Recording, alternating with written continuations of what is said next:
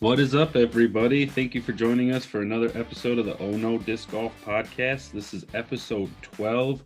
We made it to episode 12. My name is Eric.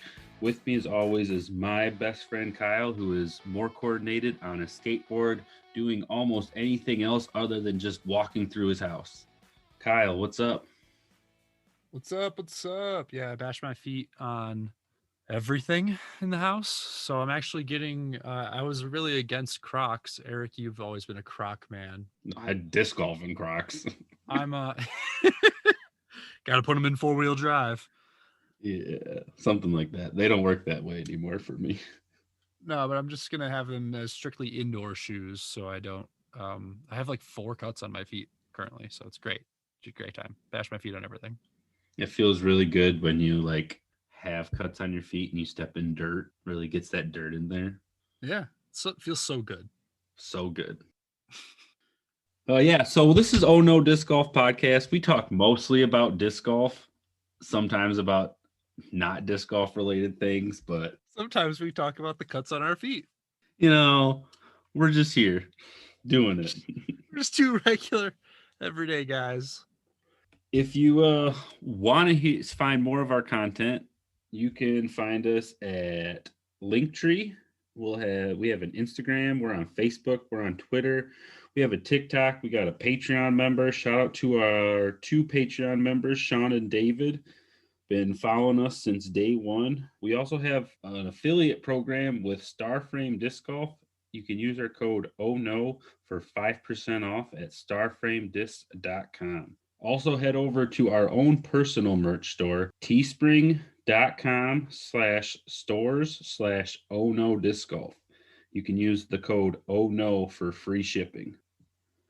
We're just trying to build up our YouTube page. We have, you can listen to our episodes on there. You can watch some small videos of us throwing. YouTube search Oh No Disc Golf and you'll find us. Hit us up with a subscribe or a comment and let us know how we're doing or any recommendations for what you want to hear on an episode or what you would like to see video content of. And we'd be happy to try and put that out for you guys. YouTube's the best. YouTube is great. Love watching anything on YouTube. Today, we're going to talk about some random disc golf news. We're going to go over what happened at the Vintage Open, a little bit of excitement for the next tournament as well. And then we have an exciting top 5 planned. I'm pretty excited for the top 5 because I need to listen to some of these tips. Today's podcast sponsor is Anchor. Anchor is the easiest way to make a podcast. First off, it's free. Second off, you can record and edit your podcast there. Also, they will distribute your podcast so you can be heard on Spotify and Apple Podcasts. It has everything that you need to make a podcast in one place. Download the Anchor app, or you can go to anchor.fm to get your podcast started today. This is what we're using on our podcast, so I can wholeheartedly recommend this, guys. Before we get into the disc golf news, I just want to give a quick shout out to Josh Strubles. He messaged us on Instagram, recommending we do a forehand episode. And I just want to make sure he knows and anyone else who might be interested in it, we are working on it. We're looking for a forehand extraordinaire to kind of come on and help us with it because ours are, I would say, serviceable. At best, probably. Would you say serviceable is like a good word to put with it? I'm working on it. Yeah, like if we need it, it's there. But for me, it's been more of like a utility upshot versus driving. But now I'm getting more into driving. Yeah, so it's like something we're building on, not something we pull out often, but we're learning. We're getting there. So we get a good forehand person on here. He'll explain it to us. We'll help explain it to you guys, and we'll go from there. We'll all get better. Let's all learn together. Yeah, and thanks to anybody else who has reached out. We have got a couple good comments and good messages we've heard from other listeners, and those kind words is just kind of what keeps us going. So thank you again for that. Fuels us. Yeah, better than us just talking crap to each other the whole time, and right? I think so. I mean, that's what makes the good content, but doesn't exactly build up our confidence when we spend the whole time making fun of each other. Right. Yeah, we're gonna try. There was one that was like, let's not be so self-deprecating. We'll try. Just want to let everyone know when we're on the disc golf together, we build each other up so much. We will throw the literally exact same shot. I will tear myself down for it, but I will build up Kyle's shot.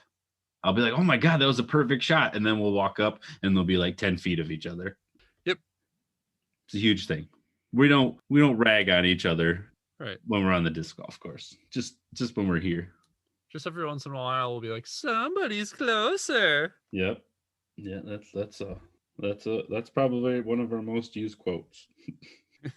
In other disc golf news that's not necessarily about us, Paige Pierce pushed her rating up just that little bit higher and that much closer to that thousand rating. She's at 996, which is exciting. Highest rated female ever. Did you see that, or did you not see that? When did that happen? With the last rating boost, which was, I can't even remember when. They just released the disc for it, I guess, is what brought it to my attention. I don't know when it was official that she was 996 rated. I remember seeing it, but I don't remember if it was like new or something. It's new to me. Oh, it's new to you. Yeah, 996 is insane. You think she's going to push over 1,000 this year? She has to, right? No. She has to. No, there's no. Don't bring that negative attitude in here, Kyle. She has to. There's no way. I mean, it's not like we have only difficult wooded courses left. We got bomber courses, which is where she's gonna thrive on. I mean, I have a lot of confidence in Paige Pierce. No, okay. You're just saying it's not a guarantee. Correct. It's probable. Nothing's a guarantee. I'm just saying it's not like getting over 1,000 is easy. Obviously, Yep. she's like the first woman to be this close to it. Yeah. I mean, I hope I see it. I guess no matter what, I'll be around for FPO history where most likely Paige Pierce, but some female pushes over 1,000, but I have a feeling it'll be this year. You think Haley King can do it? Do I think Haley King could do it? Yeah. I don't think she'll do it before Paige Pierce. No, I'm not saying before Paige Pierce. I'm just saying overall in her disc golf career. Yeah, I think she'll do it. I think Kona will get up there. I'm surprised, honestly, Kat's not closer too. I feel like she's kind of a roller coaster ride, but she's been doing it for a while. So it's been a roller coaster ride for quite a while. Yep. Another exciting thing, Brody Smith, 1,000 rated. Ooh. Is that not exciting? Love him or hate him. That's exciting. Yeah, I mean, I love all the disc golfers except for the people who steal discs. Those are the only people. Yeah. Who don't call the numbers. Yeah. Yep. Everyone else, if you're out there returning discs, having a good time, not being mean, I got nothing but love.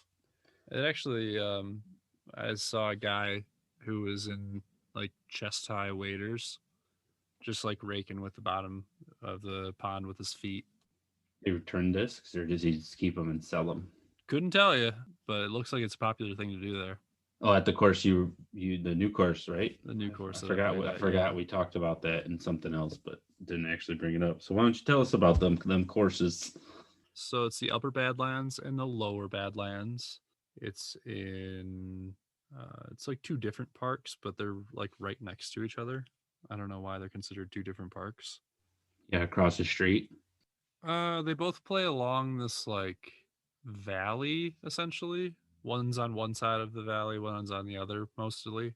You do cross for both of them onto the other side, so that's what I mean. It's like it's basically the same property. I don't know why it's considered two different parks. Yeah, that's weird. Guess we'll have to put a message into those guys and ask. Oh, it's probably a public park, huh?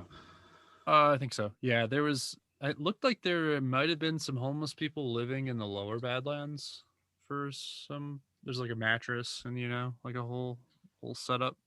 Man, it sounds like a certain video game I like. Which one? Borderlands. Oh. It's like the arid Badlands, and there's mattresses everywhere. Gotcha. No, but man, you'd really like probably both of them, really. The lower Badlands, it's a bit more technical, pretty tough overall. How But technical? what do you mean? On a scale of 1 to 10. Like, is it like if you miss your shot, miss your line, you're taking a bogey? Like, there's no chance to recover? Depends on what hole. Okay. On average. The front 9 of the lower Badlands, I would say, is like that. The back 9 is a little bit more open. Gotcha. But the upper Badlands was a huge bomber course. I had no idea. I mean, I knew that, I figured it would be a little bit bigger going into it, but I didn't realize how far it is. It's a pretty, trying to look up how many feet it is, but I can't. Anyway, that was like the third round of the day too. So I was, it's kind of like in Michigan, there's a course called Frankenmuth. Memorial Park. Yeah, Memorial Park. Kind of like that, where you're going up the hill, throw off the hill, and then you play down the hill, and then you throw back up the hill. You know, it's the whole time you're going up and down hills. Or just throw completely over the hill and end up down the hill, but you still have to walk all the way up and all the way down. Yep. Expiring quick. Yep. Where is this course? It is technically in Denver. Okay. I was over near Thornton. It's like north of Denver, I would say. Gotcha. So yeah, if you're in Colorado, want to check out 2 sweet courses? Hit it up.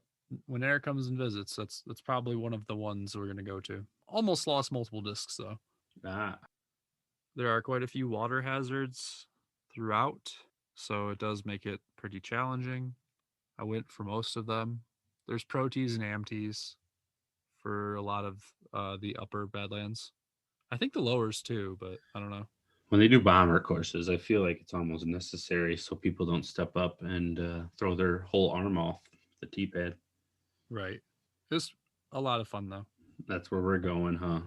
Yeah, that one of them. And then Prickly Pines would be another one. Prickly Pines. I have a whole wish list going on. I need to get up into the mountains and play some of those up there.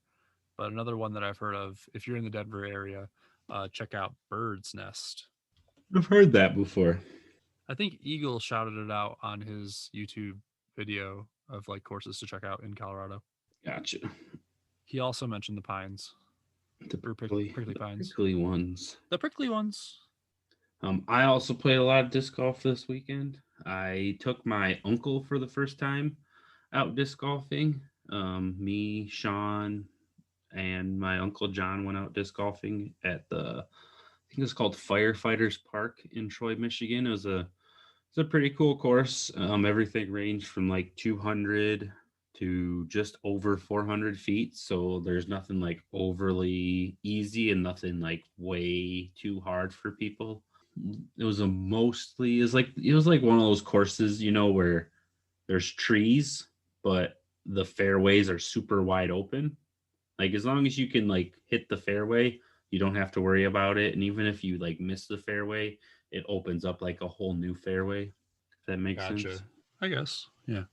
It was like just kind of like a wide open park, but just with trees. Yeah. There's a creek, but the creek only came into play like 3 times. Lots of mud. Yeah. It is mud season, so it's to be expected. Oh yeah. Yeah. They were surprised because they didn't get rain down there all week. My Uncle John said, and so he was surprised that there was still rain or like still mud. Still muddy. Bullshit. I think it's kind of like there's like one area that I think acts as like a rainwater drain for like the freeway because the freeway is like right off of it. So then I think all that water just kind of seeps off into the rest of the course eventually. Gotcha. Yeah. Good old freeway rainwater. So here it's healthy for you. You just like scoop a cup out of it when you run out of water and drink it. Yeah, just drink right out of there. Yeah, grab a straw, dude. Eric recommended. Nope, not putting my stamp on that. Tell your friends. There's a lot of tiny writing. Fine print. Fine print. That's the correct word. Print. I prefer tiny writing. Was your uncle throwing backhand or forehand predominantly? He tried a lot of different stuff. He was actually decent backhand, and I figured out why. Like halfway through, he bats left-handed, so he still used his right hand to throw. But batting left-handed is almost like the same motion. Yeah. So he kind of got it pretty well. I had my PDGA, I think it's called the Relay or something, that I got for signing up with PDGA, and it's like 157, so it's understable, so there's really not a whole lot I can do with it being so light. Right. And I let him throw it, and yeah, he'd get it on some pretty good rips. Full flex. No, it didn't really. I mean, at the most, it would like fly straight, but it never got like that turn and come back. It was like, yeah, like he by like hole 9, he realized how much easier it was to just kind of throw Hyzers and know where it's going to land and throw it flat and figure out if it's going to go all the way right or stay left. Right. So that's what he did. My brother got quite a bit better. Sean got quite a bit better. So is he on Team Hyzer too? Well, he figured out he really likes this understable mid-range, and if he throws it on a little bit of a Hyzer, it just flips up, and yeah, gets a flex out of it, flips up, or I guess the Hyzer flip turnover to come back with it. What mid-range? Oh, the West Side Tersos. Yeah, trying to find him a VIP plastic that they do, or tournament plastic or whatever. Was that the one that was like super understable? Yeah, I bought the Underworlds and the Tersos together. And yeah. I thought I was gonna like change my game, and all I had was rollers. So it's like, all right, well, this isn't gonna work.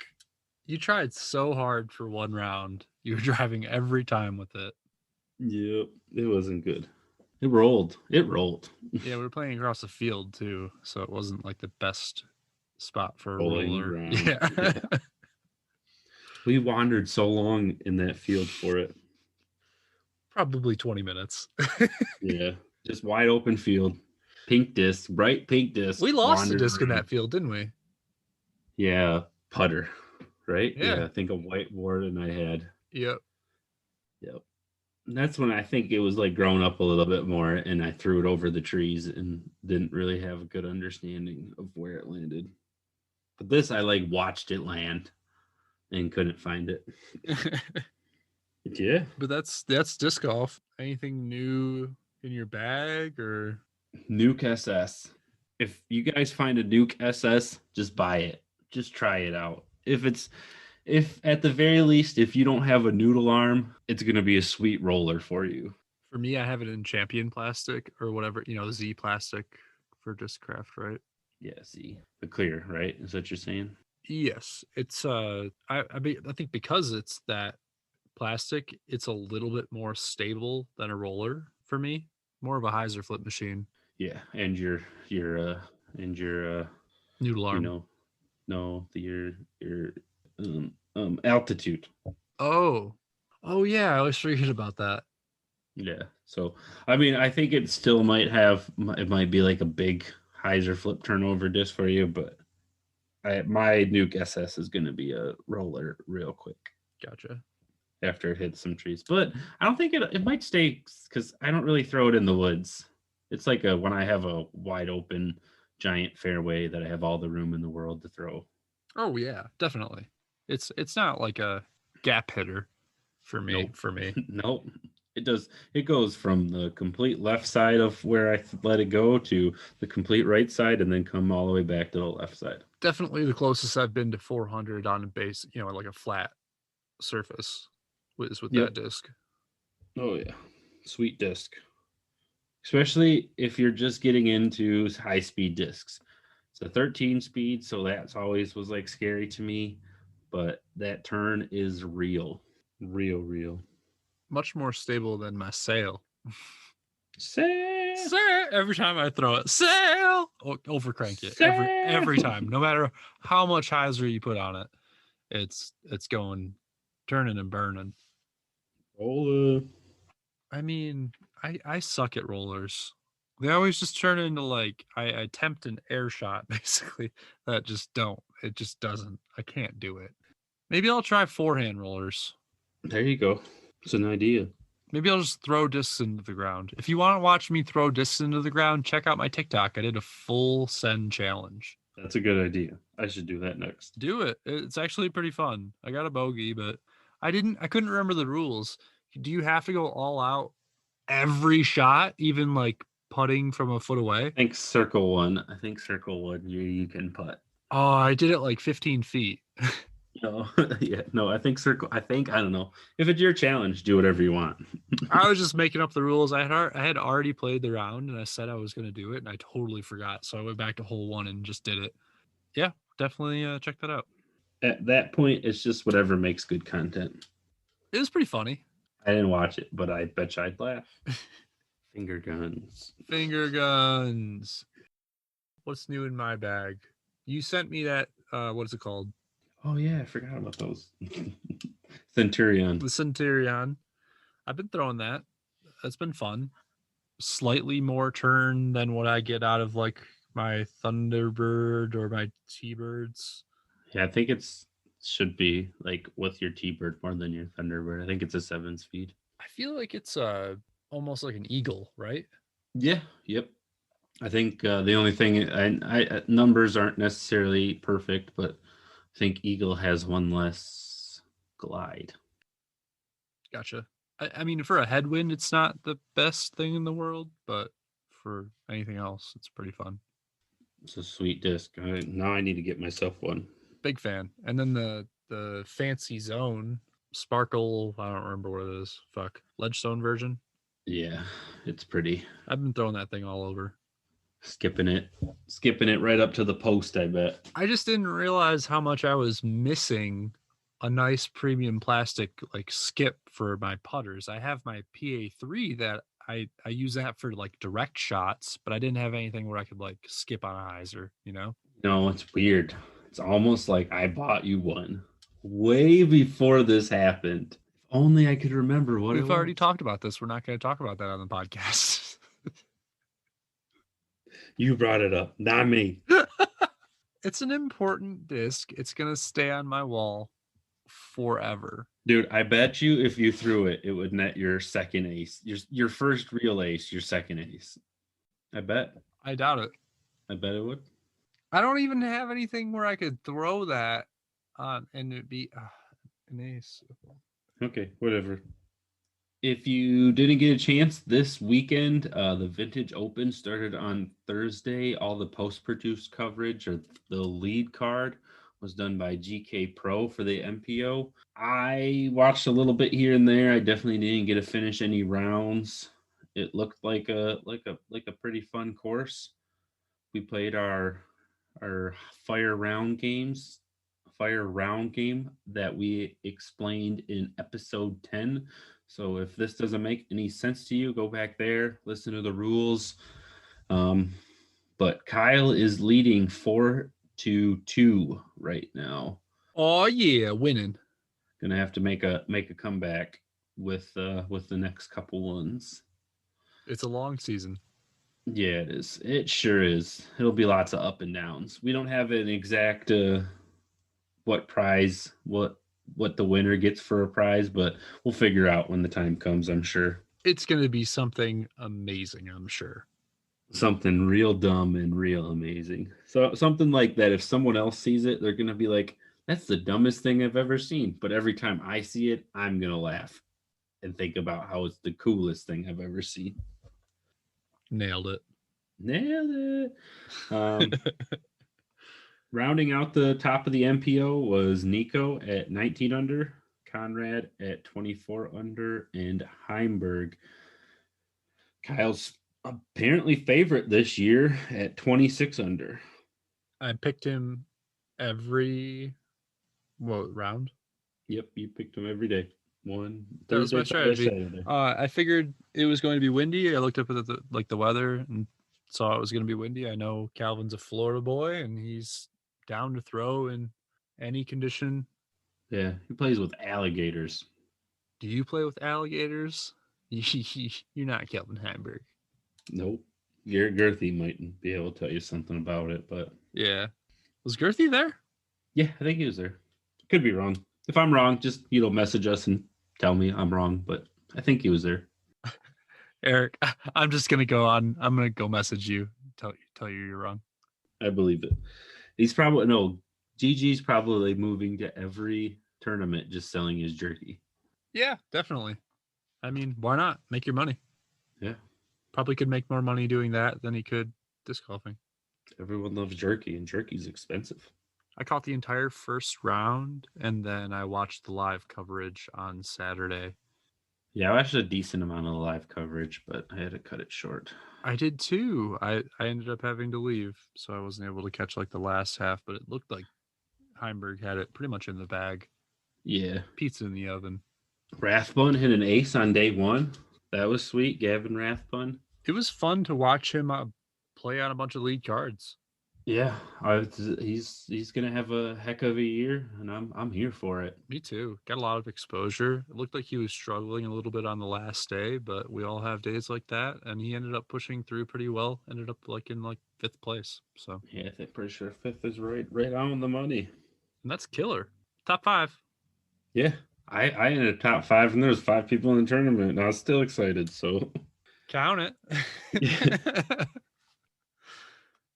You're almost as good as Gavin Rathbun. Yeah, something like that. It does look like Conrad almost caught him. Yeah, I mean, he had dude, 14 has to be course record. There's no way 14 under is not course record from his day 2. And just playing on a card with Kelvin Heimberg, Nico Castro. Who else was on there? Like Conrad, Heimberg, and Nico. Gotcha. And then, Gavin. And Gavin was on. like, yeah, just okay. to be on that. Yeah, sorry. That's what I was getting at. I was like, that's only 3. What are we talking about here? Oh, yeah, Gavin, right. That's who I was talking about. Yeah. Just to have that experience of being on a card with those people, that's awesome. Yeah, I mean, just like, what was it, at Waco where he was on the lead card? Yeah. He was with some of the most experienced people. Bradley Williams, I think, was up there. I think he was on it with Kale LaVisca too, and Nico. Just being on that would be insane. Insane. It'd be crazy when watching Nico get all upset because he was having a bad round too. Yeah, that'd be scary. He looked like he was keeping it together. There was a Facebook post talking about how, like, an article talking about how Nico was on the wait list for Pro Worlds, and Nico commented on it saying they took a poll and something about him taking too long. So it's like funny that he can make jokes about it. Right. Yeah, he does take his time.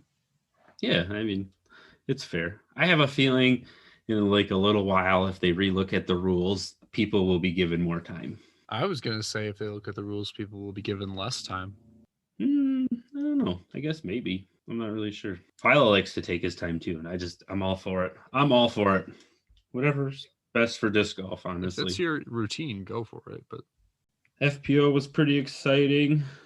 Kat rounded out number 3 with +1.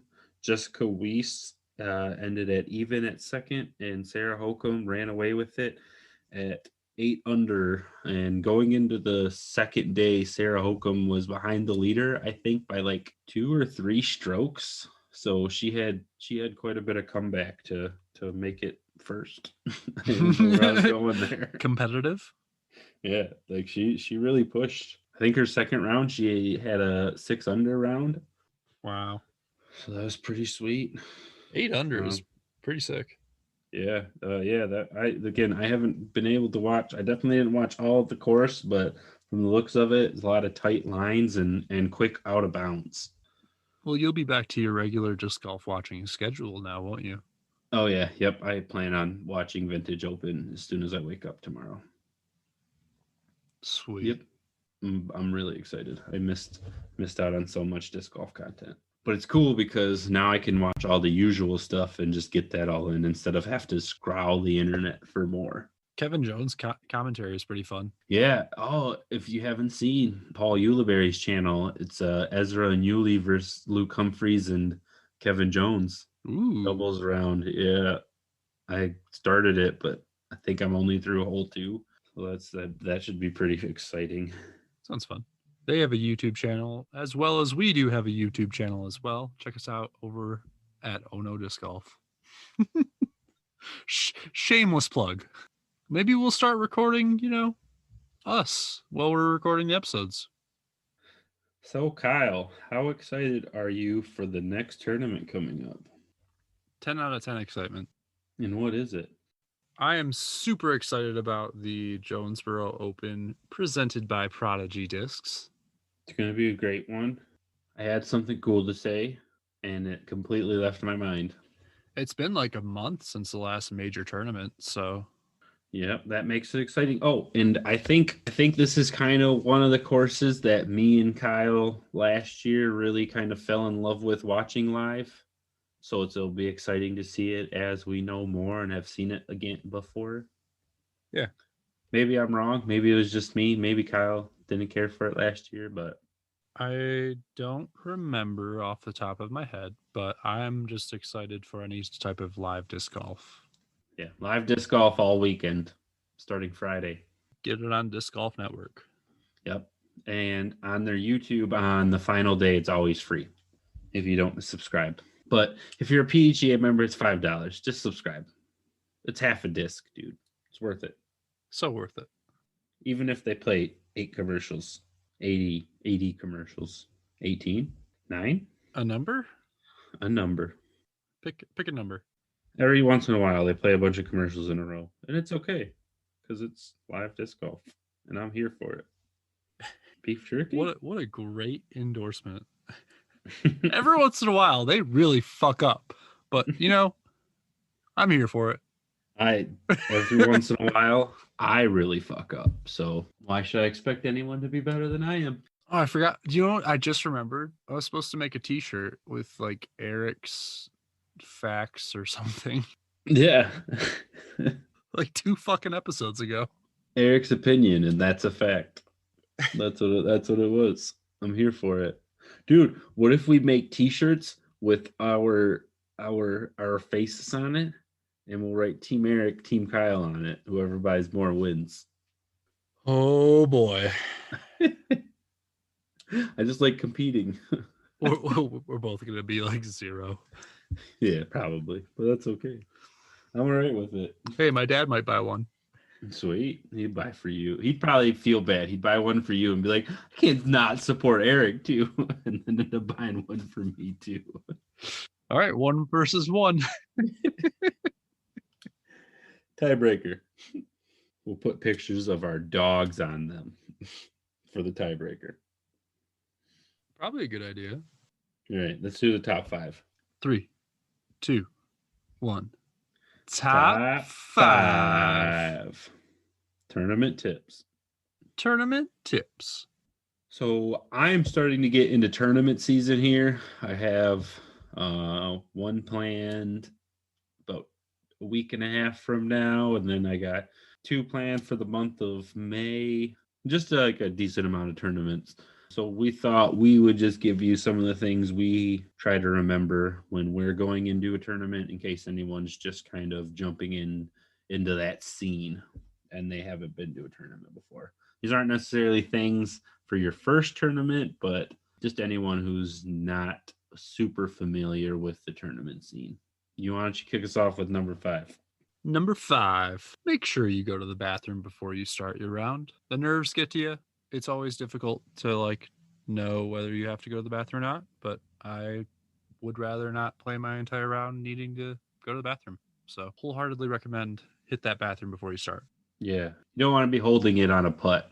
You don't want to be like, oh man, I need to find the bathroom while you're trying to, tap in your 25-footer. Not really tap in, but The only prairie dogs you want are the ones that are on, in the ground, not anywhere else. There's no prairie dogs in Michigan, so I don't know what he's talking about. Oh, well, we have them here. Are they cute? They're so cute. They are so cute. I got within probably 10 feet of one the other day. So cute. Would you leave Taco and replace for a prairie dog and bring it home? No. Oh, okay. That's good because that'd probably be cruel and unusual punishment to both Taco. Yeah, Taco would just get eaten by prairie dogs. You're not one of us. Yeah, Taco's. He's on Prozac now. I think he just tweaked his back earlier, so he's all kinds of messed up. Yep. Our number 4 tip for your tournament is practice the course at least little bit. If it's not like your everyday course, it's not like your home course. I wouldn't overdo it because sometimes you can almost like overthink, but try to get like 3 rounds in the week or 2 weeks before, just to kind of give you an idea and give you a couple different shots you can throw for different holes. Yeah, it gives you an opportunity to pick your shots. That means you're picking what side of the fairway you want to be on for your upshot, if you have an upshot, or if it's like a par 3, like how you want your disc to get down to the basket. Yeah. Or you can just figure out what holes you're going to be playing for par and which holes you're going to be trying to attack the birdie on. I feel like that one's pretty self-explanatory. The main thing I'm trying to push in it is don't overdo it. If you kind of like burn yourself out on a course or play a course too much, you may try to like make some wild shots that you may not be 100% comfortable with. Pick some Simon lines. Yeah, good luck. Number 3, bring a healthy snack. And also, I guess, don't eat anything extremely heavy, like, a bunch of mac and cheese, Alfredo pasta. Yeah, anything that's going to really sit in your belly. Did you say Alfredo because of the office? Yeah, I did. I just thought of it. All my office heads, you know what I'm talking about. Yeah. I'm so fast.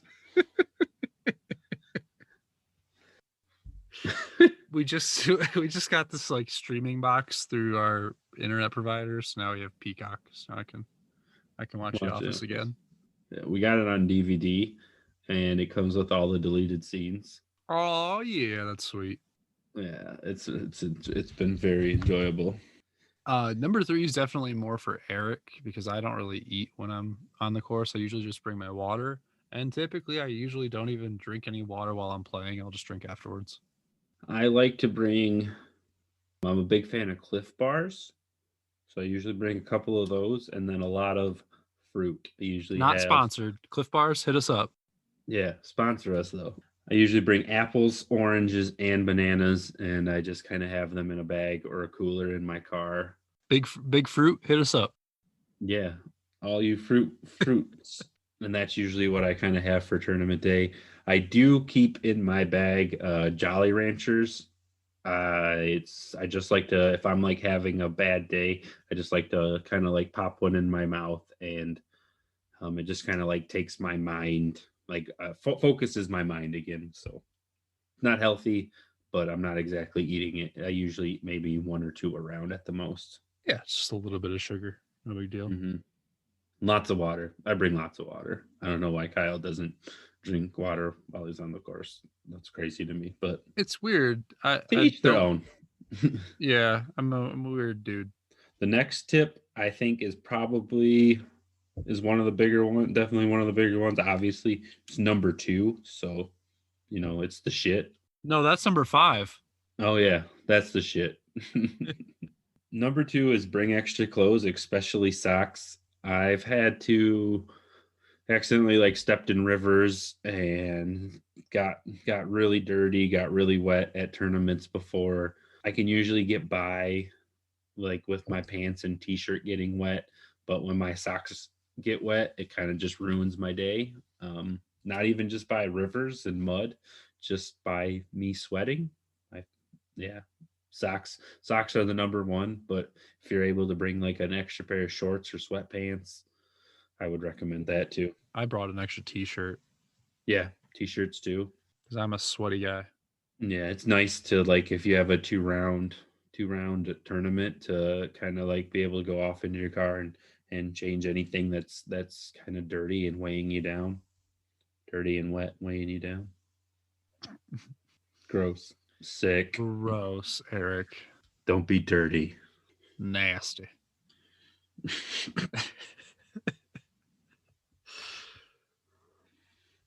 Yeah. Well, that's number 2. Is there anything else? I always wear a hat too. Yeah, I'm not a big hat guy, but I like to protect that head. I probably should since I don't have any hair. That's yeah, you definitely should. It bothers me though. The hats? You know who loves my hat that I have though? Like the hat that you got me, but I bought a different one. Lindsay, my daughter, absolutely loves wearing the big like bucket hat. Oh, really? Giant brim. That's fun. She loves it.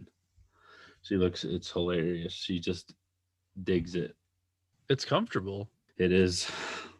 And if you don't know what we're talking about, it's one of those hats where the brim goes like all the way around your head. So it's like it's like a sun hat, basically. I call them fisherman hats. I don't know if they have a name, but no idea. I picture fishermen wearing them with their little like lures up top. I could see that. But those really protect your ears, whereas most of the time I wear a baseball cap and it doesn't quite protect my ears. So need to get on that. Hey, I just like it because it like kind of adds like a little umbrella of shade when it's real hot out. Do you not like it when you're throwing though? Yeah, it bothers me. I don't even like wearing hoodies when I'm throwing because the way the hood moves when I throw, it's a problem. Interesting. Yeah, I'm weird, but at least I drink water on the course, okay? I bring water with me. I drink it afterwards. Okay, whatever you say. I don't whatever know. Works for you. Whatever works I know. for you. I'm just weird. We're both weird, Eric. Yeah, that's fair. Probably why we get along. I think the number one tip for your tournament is just get into a before tournament routine. Just kind of like have a setup you do. You show up to the course where the tournament's at. You head to check in. You get your player pack or whatever. Have your warm up all kind of be like a normal routine. I think it helps with your mental game, helps with your physical game. I think it helps all around. For example, the first thing I do is I stretch. I just throw a putter around, just like, like loosening up, seeing kind of what I'm doing wrong with maybe do it with my form that day. Is my putter turning over really quick? Am I like Hyzering everything out? Am I throwing nose up and all that? I walk the course to see if anything's changed. Practice the holes that I seem to struggle on the most. Once I'm done with all that, if I have time, I practice putt until tournament starts, until like I get my starting hole. If I get my starting hole early, I will go to my starting hole and I'll just practice putt there until tournament starts. Solid advice. And practice all your putts, straddle putts, freaking do all the weird things. Kneel on one knee, kneel on both knees, lay on the ground, whatever. Every putt you can imagine. Getting more comfortable with the whole kneel game. Yeah, it's kind of like weird at first. I feel like it's one of those things that when you make your first one, like your first like kneel putt that you're expecting to miss, you're like, oh, I can do this. I can do this no problem. And then you like get up to your next one that you're expecting to make and you miss it. And you're like, I suck again. What happened? Yeah, seriously. That's literally how it feels for me. I have one unwritten tip if you're cool with it. Yeah. I'm all give the people what they want. More tips. That was a great number one, though. Don't get me wrong. Another one I think I just thought of is that you should definitely just have fun. Oh, yes. Yep. That should be disc golf in general. Yeah, just don't take it too seriously. It's a leisurely hobby game, and it's meant to release stress, not cause more. I know it's like a competitive thing, and I get super competitive too, so I get super anxious when I'm like competing, but it's like a good anxious, I think. But I try not to get like too worked up to where I'm not having fun. I always try and maintain focus on like, you're here to have a good time. If you start getting angry during a tournament, you're going to start picking apart other people's shots, and you're going to start doing worse for yourself, because you're going to start thinking about everybody else and not worrying about your game. So that's what goes wrong with me if I start to get angry. Yeah. For me, it's like I just need to remember to like just say, oh no, it's fine if you throw a bad shot. Like it's not the end of the world. Yep. You'll get it on the next one. Yep. Play every hole like it's its own thing. Right. There's always the next hole. That is a good tip. I don't know why I didn't make the top 5. Hey, we're getting there. You probably could have taken out the poop. I feel like they're all important. Okay. Top 6. Top however many numbers we've said. Yeah. How about we call it count them up? You tell us how many. How long did we talk for? So that's the tournament tips, huh? That's what we have. That's the episode. Is that top tournament tips for you. No special number on them. Our top 5 tournament tips. There wasn't 5, but Our we can't count. top tournament tips. Thank you for listening. Today we talked about random disc golf news. We had some good shout outs and talked about our just random disc golf lives. Let us know what you guys have going on in your disc golf lives. Next, we talked about the Vintage Open. We're looking forward to the Jonesboro Open next week.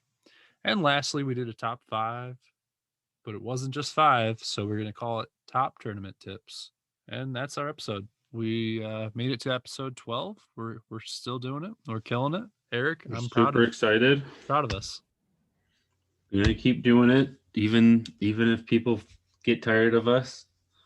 We're gonna be here because there's more people that might not be tired of us. Yep, we like disc golf, and we like to talk about it, and it just gives us more of a reason to be a part of the disc golf community. So I feel like it's a good step in, or a good foot in the door, you know? Yeah, we'll be here for a while. Come check on us in a year. We'll still be here. I wholeheartedly plan on it. Yep. Unless something horrible happens, but even then, as always, if you made it this far into the episode, thank you for listening. You're my absolute favorite people. Go ahead and throw us a review on Apple Podcasts if you can, because you're my favorites. My birthday wish is still in effect, so it was last week on April 8th. So birthday powers initiate. Go give us a review, please. If not, check us out on all of our other social medias. You can find us on Instagram, Facebook, Twitter, TikTok, YouTube. Yep. Patreon. If you can't find us on all of there, if you can find our Linktree, it'll have links to all of there because that's what it's there for. It's basically like our homepage now is the Linktree. Yep. Also, make sure if you head over to starframedisc.com and use code OHNO, just OHNO, for 5% off anything you order from there. And head over to our Teespring store and get some merch. Teespring.com/stores/ohnodiscgolf. We have a whole bunch of stuff over there. T-shirts, shirts, sweatpants. We have sweatpants? I think there's sweatpants. Oh, I gotta get me some sweatpants. Well, if there's not sweatpants yet, we'll make them. Sweatpants coming soon. Yeah. Making some sweatpants because I want some sweatpants. Definitely check that out because I think we're going to make some new shirts. I'm going to get on that this week. Sweet. New shirts, new stuff. Keep an eye out. New episode, new, I don't know. What else new? That's it. Episode 12. All right. New episode. Peace out. Later, guys. Later.